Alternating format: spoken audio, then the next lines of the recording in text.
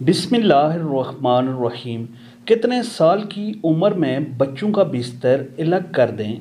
नबी पाक सल्लल्लाहु अलैहि वसल्लम का फरमान। हुजूर अकरम सल्लल्लाहु अलैहि वसल्लम फरमाते हैं कि जब बेटा या बेटी, लड़का लड़की, मर्द या औरत 10 साल का हो जाएं तो उनका बिस्तर अलग कर दो। इनके बिस्तरों में जो रात के बिस्तर हैं उनके बीच में फासला कर दो। सगी बहन के साथ नहीं सो सकती, इनके बिस्तरों में फासला कर दो। दरमियान में तकिया रख दो या कोई और चीज़ जिससे फासला बरकरार रहे। और इस तरह सगे भाई के साथ नहीं सो सकता। ये शरीयत का हुक्म है।